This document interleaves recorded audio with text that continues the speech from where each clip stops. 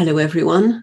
I'm your host, Jenny Beal, and this is the Living in Not Knowing section of the Awareness podcast.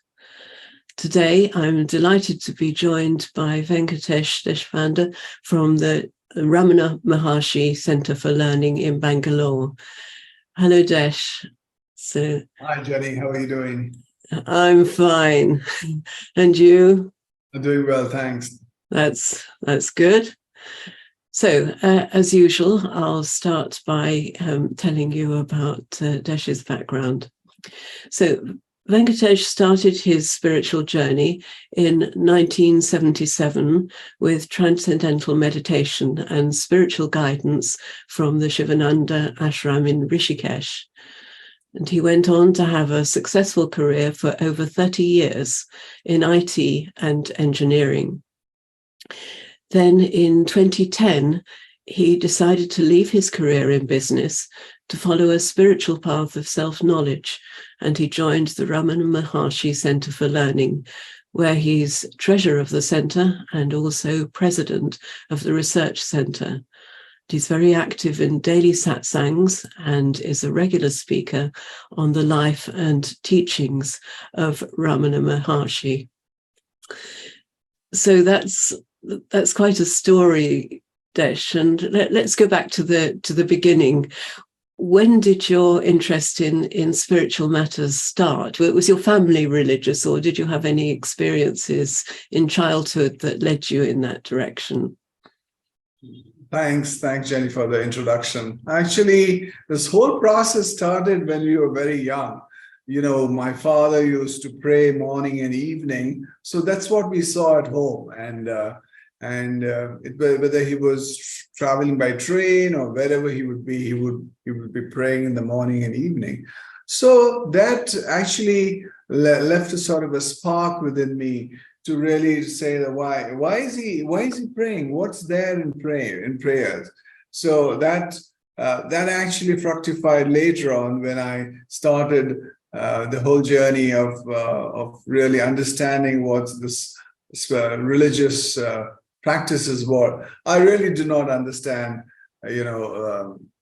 spirituality as the way it was, but really I used to really understood the religious part, which was praying to God. There's a God in the temple. There's a God in the church. There's a God at home in the prayer room. So that's the way it started, and that led me to really. I'm wondering why is my father praying? There must be something he must be asking to God. So that's how it all started. Yes, and I guess to start with, the God was something very, very physical, a very clear image that you had of what you were praying to. So did that change over time? Did you begin to see God as something less tangible? Right. So, initially what happened was when we were young, we used to go to the temples, some of the large temples in India, and we used to go and pray. So, but one thing that really got me thinking was, after spending so many hours traveling by car and going to a temple, when you actually sat in the temple, you would actually close your eyes. So, we had spent so many hours, 3 hours or 4 hours, coming to see the statue or the picture of the Lord, and we would all close our eyes. So that got me thinking, then why do I look inside? Why don't I keep my eyes open? So that it's when I realized that God has a physical form. That's what I currently see. But there must be something more to God than this physical. And in Sanskrit, this God called Saguna. Saguna means God with a form. And then, I started looking at Nirguna, which was God without a form. So that's when I started the whole process of my meditation, transcendental meditation. Right. And what were you hoping for from the Transcendental Meditation? So one thing that happened was when I started my Transcendental Meditation, obviously the breath, I was not breathing so deeply, and my mind was getting quieter and quieter, and I started feeling a sense of happiness within. And I was, and those 15, 20 minutes that I was actually in meditation, it gave me a lot of joy. And I thought, hey, but just by closing my eyes, I'm able to feel so happy. So there must be something more than in this whole process of meditation. So I started increasing the amount of time I started spending in meditation. And this was actually when I was away from home. I was in college, and I had plenty of time with myself. So I meditated for many hours together. But still, there was God who was there in the temple, and God who was there in the church, and I was sitting in my room. So the distance was still there, and obviously this journey, as we unfold this journey of mine, it will be very clear that how this God took me to a guru, and then guru took me took me to the self. Mm-hmm. So at what point did you come under the guidance of a guru?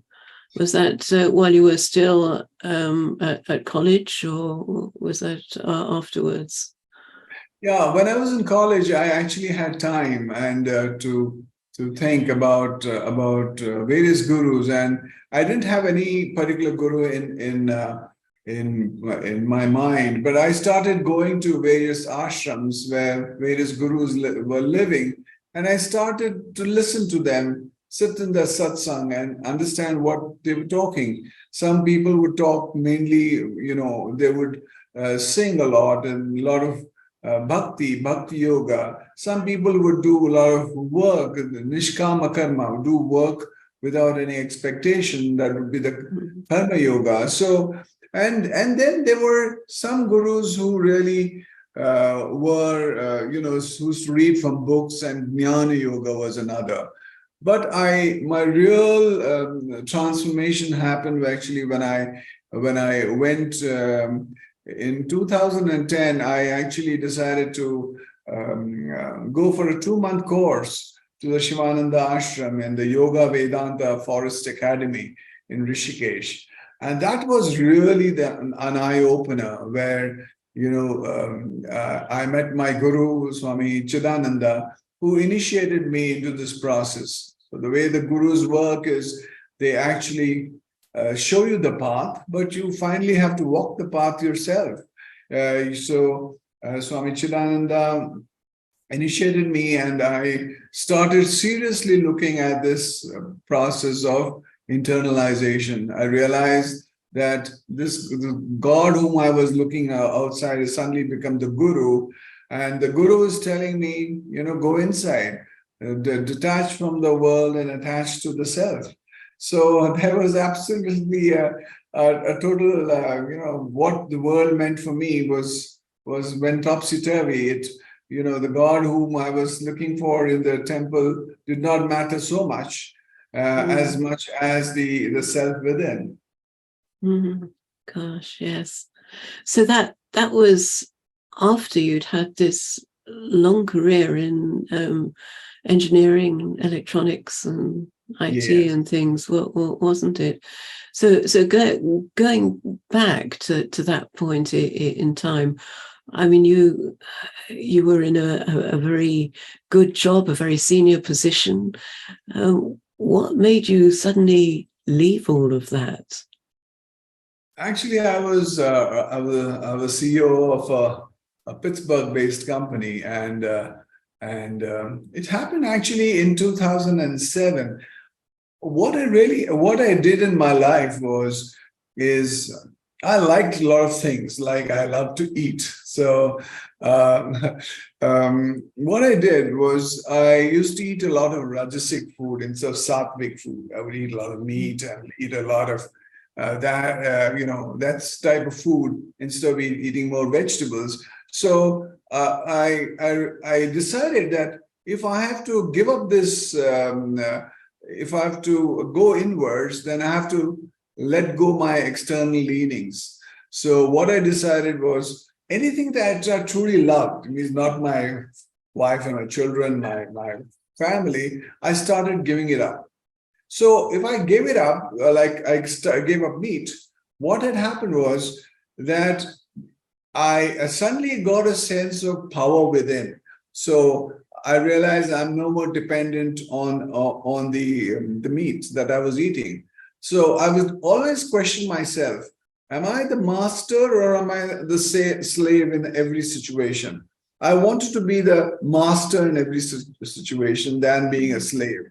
So when I started this process of actually giving up things which I was so dependent on, then what happens? The external leanings suddenly vanished, and when they vanished, then I was in the process of going inwards. Actually, in 2007 itself, I wanted to get to spirituality full time, but I actually was succeeded only in 2010. One evening, I was in Mumbai, and with my sister, we were having dinner, and there was a great urge within me. I said, there was actually maybe a calling which says, enough is enough. You have earned enough money. You need to draw a line somewhere in life and do some things that you want to do instead of doing things that you have to do.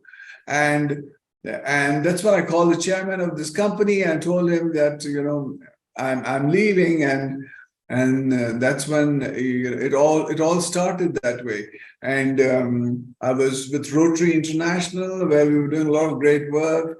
I was with other schools. I said, if I have to get to know God, if I have to be with God, then I have to let go everything else. I cannot say that I'm going to be partly in Rotary International, partly as a board member in a company, as well as do spirituality. I said, I'm going to sort of let it all go. So it all went, I decided, and by the grace of Bhagwan, I was able to just drop all of those. So when I dropped it, then, then everything fell in place, which we'll talk about.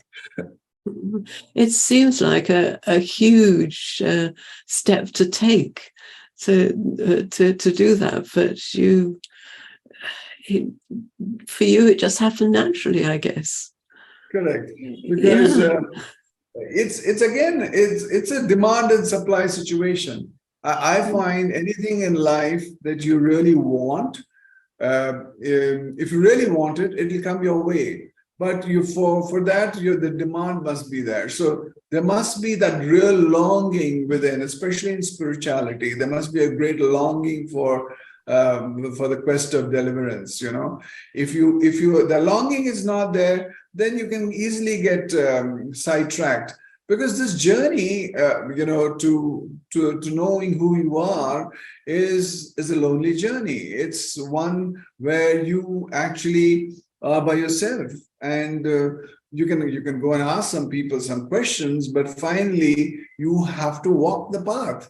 And in this path, it's very tough, because everybody thinks you are something's wrong with you, because you're not doing what everybody else is doing. And the first question people ask me is, hey, do you have enough money to last your lifetime? I said, yeah, the little money I have, I think so I should be able to last my lifetime. So so once you believe in it, then you should jump in, and then finally Bhagwan or Lord or anybody looks after you. Yeah, it reminds me of I think it was Shankara who gave a number of prerequisites for understanding Advaita, and one was a very keen desire.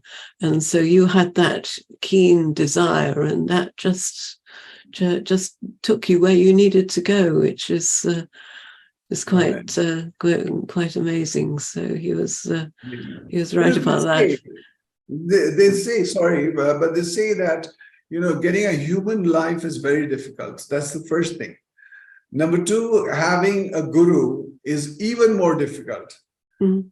The third is longing for God is extremely difficult, to be able to, it's called mumukshutva, longing for God is even more difficult. So, if you have all the three of them, then you're extremely lucky in this journey. Yes. So what did your family think about it? Actually, my wife and me quit working at the same time. All right.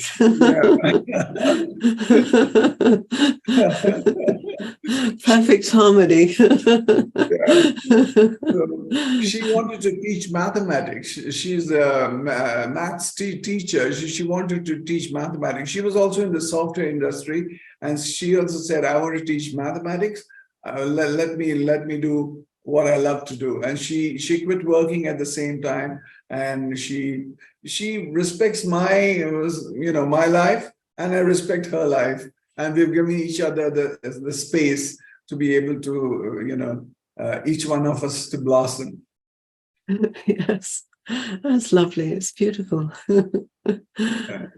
So you ended up at the Shivananda Ashram where you were staying for a while. What was it like living there? Yeah, see, the first thing that they do is, because of my, I went through some military training, so getting up at 3:00 in the morning was not a problem for me. So in the ashram, what they do is they wake up around 3:30, 4 is typically when they wake up. So is this called the Brahma Muhurta? It's supposed to be the most auspicious time to be able to sit and meditate. But the biggest thing that they did was they karma yoga. Karma yoga is a very important thing because you have a lot of, because of your ego, each one of us, has, I will not do this, I will do that. So what they do is every day they make you clean the toilets, right? They will, the public toilets are there. Mm-hmm. So they will make, apart from the classes that you have and everything else, they make you clean the public toilets. And that Swamiji who is there, he will come and say, "Hey, Venkatesh, you haven't cleaned the toilet properly. Go and scrub it a little bit more," right? So if there was any ego left in you, that will all disappear. So that was one very important thing. The other thing was that we were cut off from our families. Though we had a mobile, we were supposed not to be in touch. No TV, no newspaper, none of that. And we had rigorous classes. They taught us all the holy books plus Western philosophy, Indian philosophy, and they used to have exams, regular exams, and it was a very intensive course, and it lasted for 2 months. Then we used to wear a white dress, and we used to help in the ashram activities. Then the food is very sattvic. It is not got much of spices. So your body gets used to also eating, food which is not very interesting. If you think if you like to eat outside in a hotel, food is not like that. And so really it's a process of going inwards. So because they say in Sanskrit, Brahman Satyam Jagat Mithya. The Brahman is the self, is true. The world is just an appearance in the consciousness. So now, how do you get to that? See, so important thing is we were taught about all these different philosophies and different books. We did the Bhagavad Gita, we did a lot of Upanishads. But finally, the important thing that the greatest takeaway was, you are that. The one that you're looking for, you are that, Tat Tvam Asi. Now, because what happens, everything is everybody's looking outside of the world and trying to get knowledge. But finally, what's important? What is the knowledge that you have got? Has it made you free or not? That is very important. If you have gained any knowledge that you have gained, if it's not made you free, then it's of no use. That knowledge is of no use at all. So that's one thing that we realized in the Shivananda Ashram, and it was obviously at the banks of the Holy Ganga, and great souls were there, meditated in that area. So it was a wonderful experience, and you come out. It's like putting yourself in a washing machine and getting cleaned up inside and outside, and coming out, looking different and feeling different. So yeah, so the journey really started there, and I'm very, very grateful to my guru. But the guru is one who doesn't say, he will tell you that if you look at me as this body, then again you're making a mistake, because I'm there in the physical form today. Tomorrow I may not be there in a physical form. So we have to be aware of the situation. Of what's the guru? Guru means a person who removes your ignorance. Most people are in a state of ignorance because of the ego, they believe that the world of name and form and time and space are all real. And the great ones say, the sages say that, no, it's the waking. You have to wake up to this waking. And like you wake up to the dream, you have to wake up to the waking. Yes. So after that 2-month course, did you continue at the ashram, or were you visiting occasionally, or did you really leave that part of the teaching? Yeah, so I go there every once a year. I go there because it's up north, and I live in the south of India. So I go there for about 10 days every year. But it's a beautiful experience, because when we were going on a holiday to down south to a place called Pondicherry, and my sister told me, hey, when you're driving down there, there's this Ramana Maharshi's ashram. You can go and sit and meditate. You'll enjoy that experience. So me and my wife, we decided to go, and we meditated in my ashram, went to Pondicherry and came back. And so happened that I was in a sort of dilemma, because what was happening was my guru was Swami Chidananda, who was up north. And then, here is the ashram of Ramana Maharshi. And the beauty was that whenever I went to Rishikesh, to the Shivananda Ashram, there was an audio-video library, and I used to listen to Swami Chidananda's discourses. And funnily enough, he always spoke about Ramana Maharshi. So, and in 1920, Swami Shivananda also had come to Ramana Maharshi ashram in Tiruvannamalai. So it was such a funny situation that when I came to Ramana Maharshi ashram, I learned a lot about Swami Chidananda and Swami Shivananda from the devotees there. So I said, wow, this is it's all the same. The gurus may be looking different, but it's all the same. So that's when a sort of a certain level of maturity came into me, when I realized that today I am looking at one guru, Ramana Maharshi, another guru as Swami Chidananda. Then what's the common factor? See, the thing that really got me thinking was, what is this purpose of this human life? Why have I taken birth?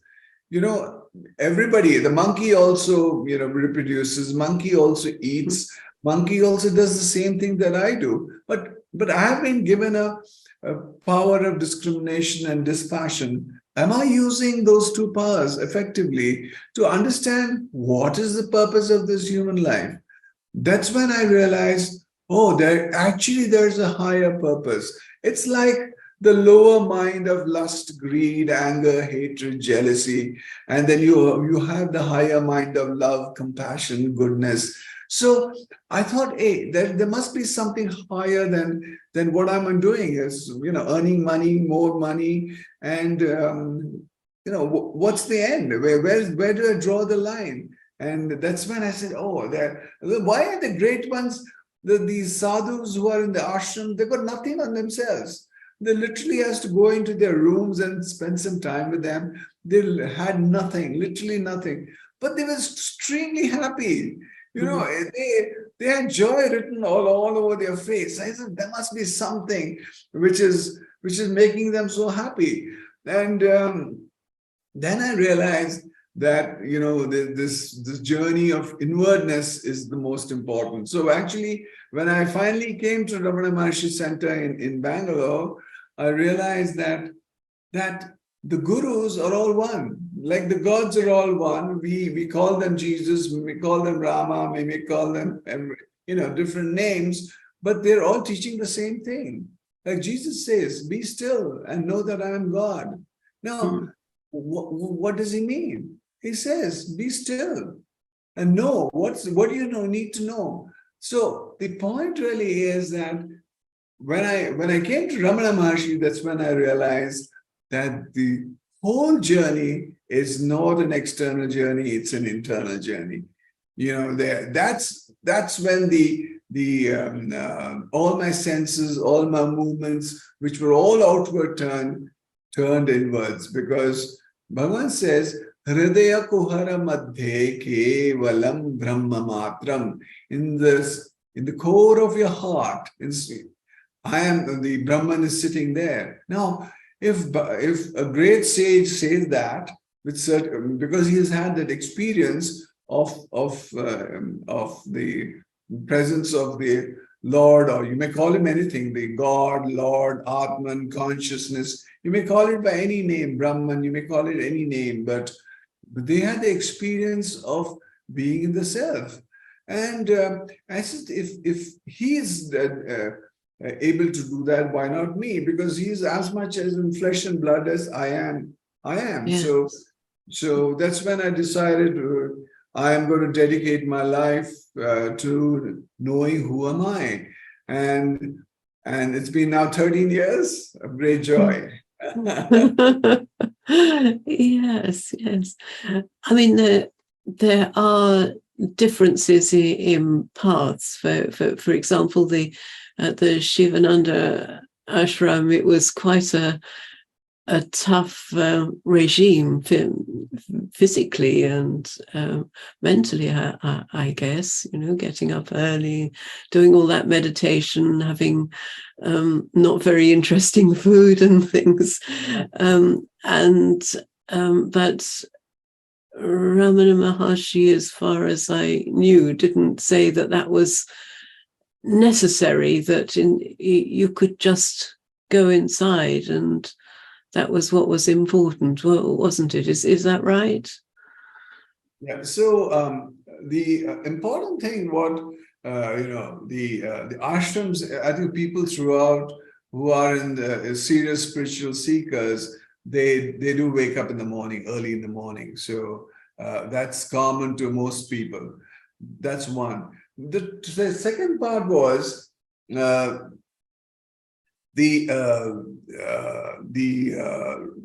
Shivananda Ashram had about 600 to 700 inmates. So there were people who were living there, right? So, who were men and women who had left their homes. They were from all parts of the world, actually, so they had to have a very strict regime so that food at a particular time. That's true of the Ramana Ashram also. But the important thing that Ramana Maharshi says is that you have to practice. It's a path that you have chosen. And where is the problem? If you really look at this body, what do you see in this body? You see a bag of flesh and bones, and there's some intelligence in this body which is making this body tick.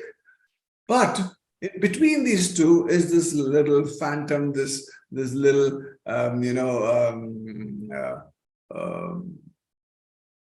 ego which comes in between and says, "Hey, Venkatesh, I'm here, give me importance." And that's what happens. And everybody in this world is running behind that little ego, and that ego is continuously taking us out. If you really look at it in the morning, what happens? When you wake up in the morning, your spiritual heart cranks up your brain, which cranks up your mind, which cranks up all your senses, and this body wakes up. And when the body wakes up, the world wakes up. When the world wakes up, you think, oh, there is something out there. There's something real out there. So now Ramana Maharshi's thing was very clear. That the mind is the real reason of unhappiness. And what is basically important, what Bhagavan says, the first point is everybody wants to be happy all the time. If you ask anybody in the world, do you want to be happy? Yes. When do you want to be happy? All the time. It's so, how do you be happy all the time is the big question. And the great ones have realized that the mind is the reason. The thoughts, when you have thoughts are basically taking you out, taking you into objects. Like I always give the example of a dog. If you get a German Shepherd dog, right? The trainer knows how to train that dog because he knows how the dog thinks, right? Exactly the same thing. If you look at your mind has a tendency to go out, that's one, and a tendency to jump from one object to another object to another object. That's the nature of the mind.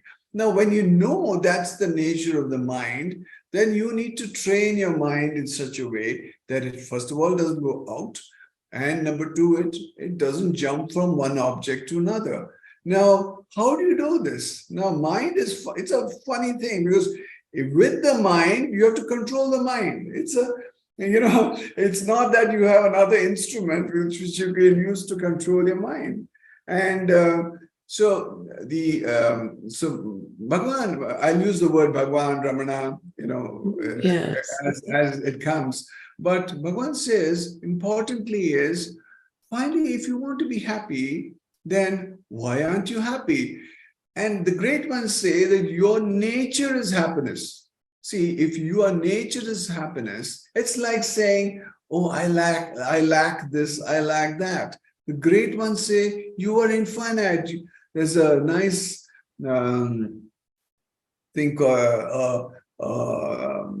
saying which says, Purnamadha Purnamidam Purnat Purnamudachyate Purnasya Purnamadaya Purnameva Vashishyate. That means you are infinite, you are whole and complete. It's like if I ask somebody, are you a human being? Yes, I know I'm a human being. Do you have any doubts? No, I don't have any doubts. Oh, then I'll tell you, you're also divine. No. How can I be divine? I'm this little fellow sitting in somewhere in some part of the world. How can I be divine? Divinities, he's up there or somewhere else. So I can't be divine. So we have built this thing in our minds that we are actually not whole and complete. We need to get something. So the great ones say, you are already there. Now you've forgotten who you are And because you've forgotten who you are, that's why you have to be reminded. The great ones are telling you what? They're just reminding you that you're always that, you've always been that, you have been that, you are that, and you'll always be that only. But they say, no, it's impossible. So then the great ones say, then you have to inquire. When you inquire, what happens? Well, it's like the example I normally give is the man in a wedding, and the boys people and the girls, the brides and the bridegrooms, people come together and ask, hey, who's that guy who's creating so much of noise? And that person runs away from the wedding because he knows he's caught. So exactly the same thing. The mind wants to trick you. It always wants to say, hey, Venkatesh, there's something out there which will make you happy. So you have to, Bhagavan says, you have to question. Questioning is a way of not knowing. When you question, what happens is you are asking that mind which is taking you outside, the ego which is taking you outside, you're questioning, hey, are you? Who are you? And then what happens? The mind will turn its direction from outwards to inwards. When it turns its direction from outwards to inwards, then it really starts seeing who you really are. Because this if you really look at this body, has got a physical body, subtle body, causal body. There are three bodies in this body itself. Now we don't see all those other two bodies, and we've got these multiple sheets. So this body is a very complex instrument. But who we really are is available to each one of us right now. Now, what people say is, oh, I will realize I'm getting old now. I will start meditating now, and I will realize God maybe 2 years hence.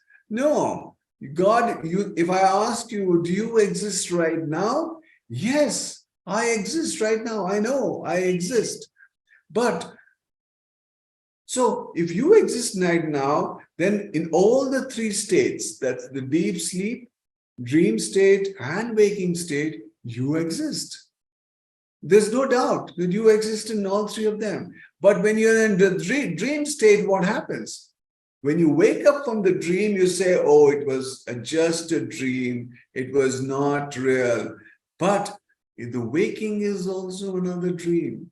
Waking, there's absolutely no truth to this. It is an elongated dream. So it's like if you have a dream experience of, say, for 5 minutes, you can live 50 years in the 5 minutes in your dreams. And in the waking, you could spend 50 years and have an elongated experience. So Bhagavan's saying, watch and see what is that thing that does not move in all the moving.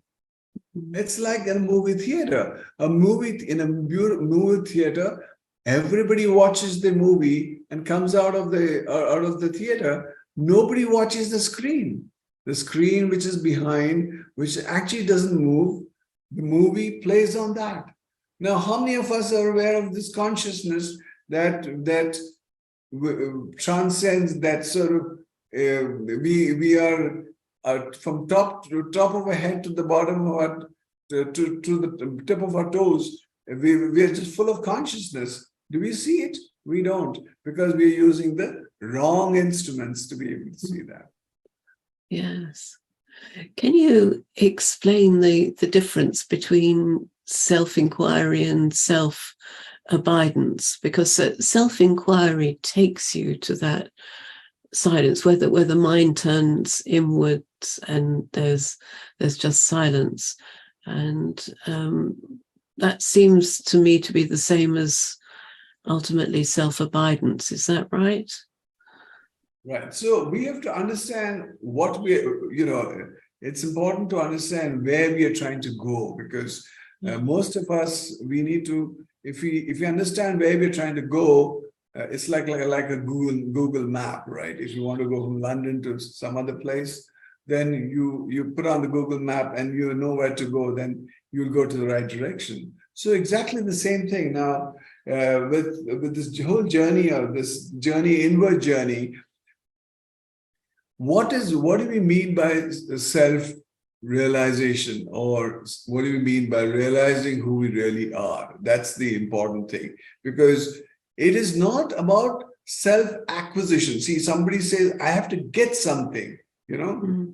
You really don't have to get anything. It's like one of the two sadhus I met at Rishikesh.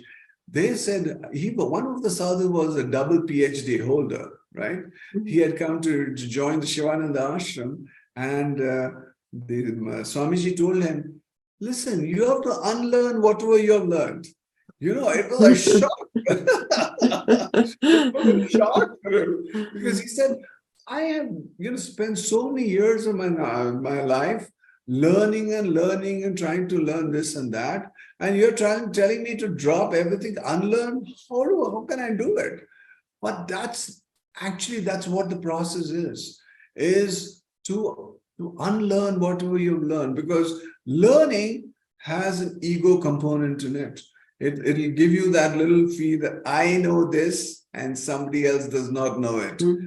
And that is a very, some things are very gross in nature, but some things are very, very subtle and you really cannot make out. So what really happens in this whole journey is you start with a mind that is continuously chattering all the time. It's making noise all the time. And you wonder whether it's really going to ever be quiet at all or not. And it's simple. If you just close your eyes and just watch your breath going in and out, just watch your breath going in and out, and suddenly you realize, wow, the mind has become quiet. Why? Because the source of the mind and the source of the breath is the same. So that's the beauty about this beautiful body that we have, right? If the source of the mind and source of the breath is the same, if you're able to watch the breath, the mind quietens. The mind quietens, then what happens? It's like the deep sleep experience. Why do we want to go to deep sleep every night?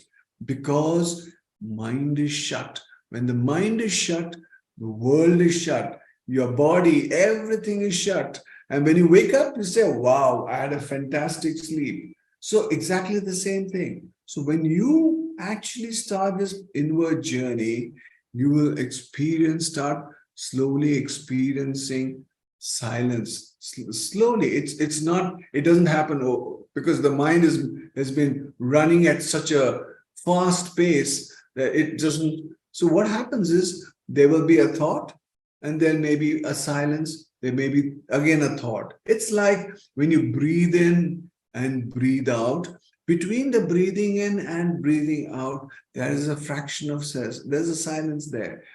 When you wake up in the morning, just watch. There is silence there. Between two thoughts, there is silence. But we do not give any importance to that silence. But that silence is really precious. It's that when you do self-inquiry, actually you are touching that silence. You're touching that. And why silence is important? Everything that happens in the world, if I'm talking on top of silence. If the silence is the thing that is actually at the substratum, and I'm talking on top of that. So the great ones always said that if you really want to be able to experience the self, you have to experience the silence. So how do you do it? Is, if you do any karma yoga, bhakti yoga, any of those Raj yoga, it's good when you are singing bhajans or reading books or whatever it is. It's good, but it does not take you into the silence, to this place where you have to be. So Ramana Maharshi said that if you inquire, then what happens? The mind becomes quieter. So what happens? The time between two thoughts starts, the gap between two thoughts starts increasing and increasing and increasing. to a point where your mind, there won't be any thoughts in your mind. Absolutely no thoughts. Now, the question that comes to people's mind, if I stop thinking, what's going to happen? Will I be good for doing my normal daily activities? And the best example is a mother who has a newborn child. The child is in the other room and she's cooking food in the kitchen. And where's her mind? Her mind is on the child. And where's she cooking? She's cooking in the kitchen. So, that's the trick. So if you put your mind into silence, then what happens? Work will go on automatically. You don't have to worry, is it happening properly? Is it not happening properly? It will just go on and you go effortlessly, it will keep on going. So as you keep doing this self-inquiry and keep diving within, the thoughts will reduce and reduce and reduce. And at one point, there won't be any thoughts. When you're not there, when there are no thoughts, then you will start experiencing, initially you're experiencing the ego I, the I as the ego. But as you keep diving deeper and deeper, you will experience another I, which is the experience of the Brahman, experience of the Atman, which is within. So that, they say that you have to be ready for that. You must have gained a lot of purity to be able to experience that I within. Now, when you experience that I, then you will realize that, oh, I've never been this body, mind, ego, intellect. I've always been that consciousness which is within. Then once you start, it's like if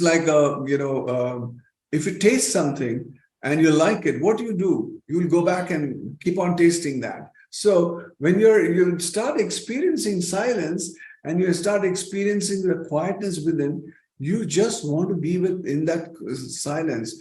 And that's when you realize, oh, actually, I was always that. I was never apart from that. But because of the chatting mind and my senses going outwards, I was giving reality to something which is unreal. So as you keep on going inside, and going deeper and deeper with the help of the breath. See, this is the beautiful thing. As you keep diving within with the help of the breath, then you have to experience yourself, because it's like saying, if I ask you, what is silence? How do you explain silence to somebody? You just can't explain. It's like, if you want to know the self, you have to be the self. It's like that. So if you want to know what is silence, you have to experience the silence. You have to be with the silence. So that's a journey that each one of us has to take on personally and experience that quietness within. Yes. And then that quietness somehow expands out into all the activities that happen as part of daily life, doesn't it? Correct. So they always say what is within is without. So if you're disturbed within, the world is disturbed. If you're quiet within, the world is quiet and beautiful. So as you keep diving in, then what happens is the materialistic world, the objective world will vanish, and you'll be with the subject, who you really are. So then you'll start really abiding in the self, abiding in who you really are. Once you're abiding in the self, then the world of names and forms will not interest you anymore, because you got the knowledge. The nature of the God is omnipresent, omnipotent, and omniscient. So you'll be there, and then then they say that once you are in that state, then whatever is God's will, whatever He wants this body to do, as per His command, it'll keep doing. Yes. So, for people who are new to this teaching, do you think that a teacher is needed, or can they get enough information from books? There's the lovely book "Who Am I" from Ramana, of course. Or what do they actually need to support them? Yeah. First they have to be, they must have faith in whatever they're trying to get into, right? Because that's fundamental. If you don't have the faith, then no point doing this. Number one. Number two is you have to believe that there is something that you can get to where you will be in happiness all the time, right? Perpetual happiness, as they call it. Thirdly, this book, the Who Am I book, which is there, which talks about self-inquiry. Whenever a thought comes, ask, for whom is this thought? For me, who am I? And as you keep diving deeper, then you will experience. Now, you don't need anybody for that. You need to be able to, in the small little book, it's the 11th, point number 11, you go there and the practice is written there. You just practice and you sit quietly and practice, and you will start feeling the silence yourself. 6 months later, you'll be a different person. Yes. There's sometimes people have said, oh, it's a lot of effort to keep getting rid of thoughts, and they feel frustrated. So I've heard people say that quite often. What response do you make to that? See, there is nothing nothing simple in life. That's one. And number two, knowing something about yourself. You can imagine the distance between you and the self. There's no distance. So it's not about something else. It's not about religion. I'm not, Ramana Maharshi is not talking about a particular religion. He's talking about you. He says, find out who you are. And any journey has its ups and downs, right? There are frustrations that happen. People feel that, because when you ask, who am I? You don't get any answer. You're diving into silence. You don't get an answer. If you want an answer, then you will. Then you can go to a teacher who will teach you. He'll also say, sit quietly and do self-inquiry. So the thing really is that you have to have perseverance. You need to be able to believe that this will be life-changing, and will take you to to the highest form of silence, and that's the nature of God. So I would say, because it's about you, it's the toughest, and it's tough, and it's a journey which you have to walk yourself. You'll have friends who will talk about it, but finally, when you sit in your room, cross-legged and doing meditation or anything, it's you and you alone. Yes, yeah. Another question that I often come across is where people say to me, "Oh, it's so boring. I'm just getting bored," and I reckon quite often it's because they've arrived at a blank state. It's still a subtle object. They haven't arrived at I. It's still mind trying to keep control, but it's very hard to say anything that's actually going to help them. I don't know whether you have any ideas on that. Yeah, see, as I told you, we have to transcend all these blanks. We have to transcend all that. So, it's like people tell me, when I'm doing self-inquiry, I feel sleepy. At the end of the day, I feel yes, sleepy. that's another one. What do I do now? Now they say, the great ones say, go wash your face, walk a little bit, and get back to self-inquiry, right? If self-inquiry is the most important practice, and if it's most important for you, then you will, it's like an exam. When you have to do an exam the next day, then you will do everything to be able to keep awake, to do well in the exams. So exactly the same thing. It's how much of priority you give to realizing the self. Now, if that's the only purpose in your life, then you will put your heart and soul behind that to make it happen. Yes. So the title of these podcasts is "Living in Not Knowing." What does that mean for you now? Right. So living in not knowing. See, the whole world is about knowing. I want to know this. I want to know that. So now, when you get into silence, you are in the not knowing space where you are who you are, because instead of continuously being in the thing about knowing, you start being in being, just be. It's like that fly on the wall in your room. It's there. So what? So exactly the same thing. Now, when you actually start living in not knowing, then you really start living in the self, and that is what makes the difference.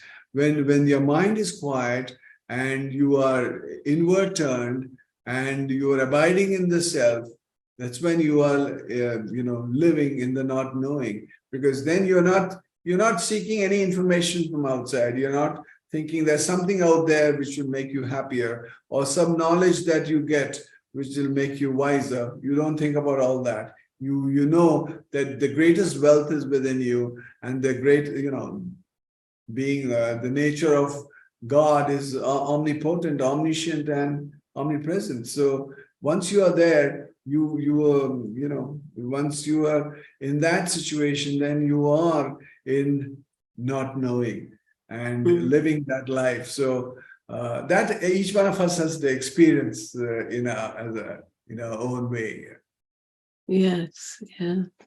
So what is everyday life like for you now? Do you still find you need to do self-inquiry, or is the self always so present that it's not needed? Or how do daily activities happen? Do they happen differently from the way they did before? Right. So, like for instance, waking up in the morning, it happens automatically now. You don't have to put an alarm and to wake up in the morning. It happens automatically. Now, initially, when you used to, we have morning satsang at 5:30. Now, there may be plenty of verses that, sometimes you need to chant. Now, initially, what you do is think, which is the next verse to chant. But now you don't think about it. You're just in the self, and the body keeps on doing whatever it's supposed to do. So the attention is on the self. So that's the difference. When you are in the initial phases of your self-inquiry to later. So you actually go out into the world as a duty. You do your duty, but your prime duty is to abide in the self. So you don't leave that in any way. You're all constantly in touch with that silence. And but body, whatever it's supposed to do, it'll do, because like Bhagavan told his mother, based on prarabdha, that means the previous lives, whatever you have done, whatever is to happen will happen. Whatever is not to happen will not happen. So the best thing is to keep quiet.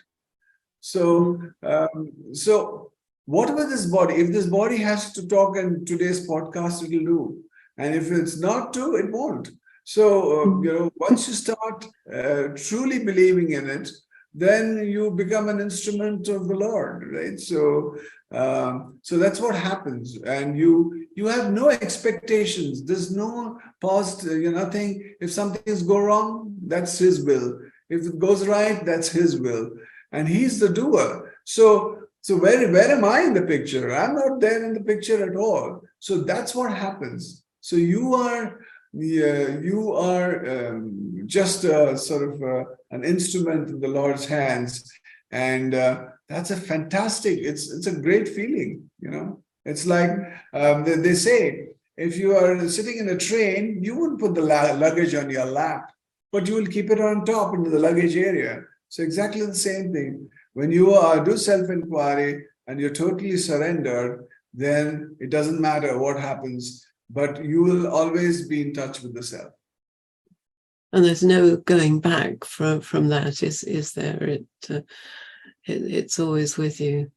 Yeah. Correct. It's always with you, and you will never like to go back to that world of it's falsity. It's false. If there was even an iota of truth, then it would be worth it. It's all totally false. Yeah. It's like an illusion. It's like seeing water in the desert where there's no water at all. Yeah. And does that for you? Did that happen sort of gradually over time through your practice and through just gradual changes, or was there a sudden moment when everything changed and everything happened naturally? So in this journey, everybody, each one, excuse me, each one's journey is different. Now, some areas, like some people come to Bhagwan right from Jnana Yoga. They wouldn't have had Bhakti Yoga. Some people come Bhakti and Jnana. So my personal journey has been, I came to Jnana through Bhakti. So for me, faith was never an issue. I always had the faith. So if you have the faith, then it becomes very, very simple.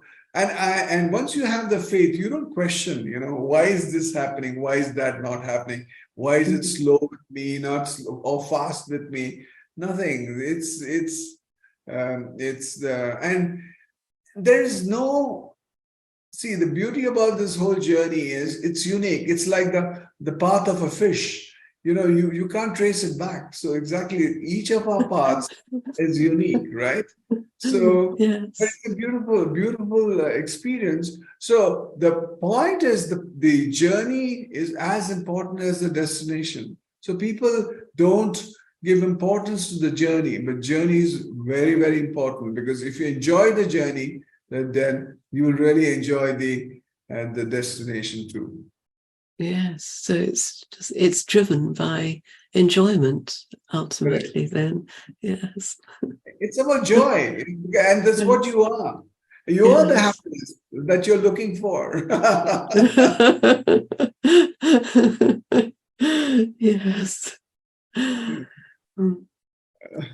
I think that's a lovely place to end. Well, thank you, Desh, for sharing your spiritual journey with us and for clarifying some important aspects of Ramana's teaching. It's been a real joy to talk with you. Thanks, Jane. Thanks for your time, and thanks for the opportunity too. And thank you all for listening.